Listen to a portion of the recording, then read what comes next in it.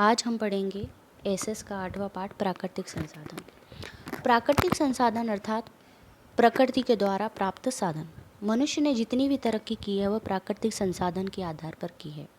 प्रकृति ने हमें ढेर सारी जो अमूल्य वस्तुएं प्रदान की हैं उन सब मनुष्य ने अपनी ज्ञान और कौशल्य के द्वारा अपनी आवश्यकताओं को पूर्ण किया है। संसाधनों का उपयोग हम 3 प्रकार से करते हैं। पहला है भोजन के रूप में, दूसरा है कच्चे माल के रूप में और तीसरा है शक्ति संसाधन के रूप में।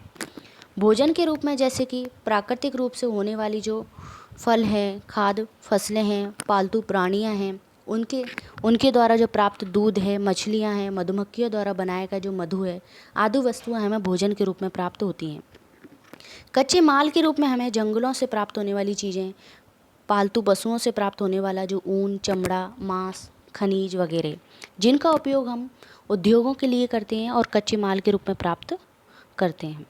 शक्ति संसाधन के रूप में तीसरा, जिसमें कोयला, पेट्रोलियम, प्राकृतिक गैस ऊर्जा के रूप में घरों में एवं उद्योगों में उपयोग में लिया जाता है। शक्ति संसाधन के रूप में जैसे सूर्य का प्रकाश है, पवन है, समुद्र की लहरें हैं, आदि द्वारा ऊर्जा प्राप्त की जाती है। नेक्स्ट टॉपिक, संसाधन के प्रकार। संसाधन के प्रकारों को 3 भागों में बांटा गया है। पहला मालिकाना के आधार पर, दूसरा पुनः प्राप्तता के आधार पर और तीसरा वितरण क्षेत्र के आधार पर। मालिकाना के आधार पर 3 प्रकार संसाधन के होते हैं। व्यक्तिगत संसाधन, उदाहरण तौर भूमि और आवास। राष्ट्रीय संसाधन, जिसमें सेना, अंतर्राष्ट्रीय और व्यापार आते हैं। तीसरा है वैश्विक संसाधन, जिसमें विश्व के सभी राष्ट्रों की मालिकाना संसाधन प्राप्त होते हैं। दूसरा है वितरण क्षेत्र के आधार पर। पहला, जिसको हम 4 भागों में बांटते हैं। पहला है सर्व सुलभ संसाधन, वातावरण में रहेली जो वायु है जैसे कि ऑक्सीजन, नाइट्रोजन, ये सर्व सुलभ संसाधन में आती है। दूसरा है सामान्य सुलभ संसाधन, जो संसाधन हमें सामान्यतः मिल जाते हैं जैसे कि भूमि, जल, जमीन और गोचर, जो सामान्य सुलभ संसाधन में आते हैं। तीसरा है विरल संसाधन, जिनके प्राप्ति के स्थान मर्यादित होते हैं जैसे कि खनिज, कोयला, पेट्रोलियम, तांबा, सोना, यूरेनियम।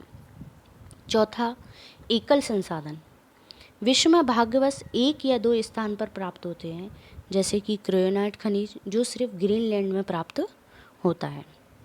इसी प्रकार से संसाधनों को प्रकार हम अन्य रूपों में भी दे सकते हैं जैसे कि नवीनीकरण और अनवीनीकरण संसाधन।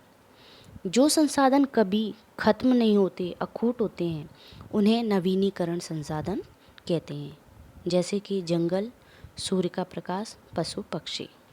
दूसरा है अनवीनीकरण संसाधन, जो संसाधन एक बार उपयोग में लिए जाने के बाद पुनः दोबारा उपयोग में नहीं लिए जाते, जिनका निर्माण पुनः संभव नहीं होता जैसे कि कोयला, पेट्रोलियम, प्राकृतिक गैस।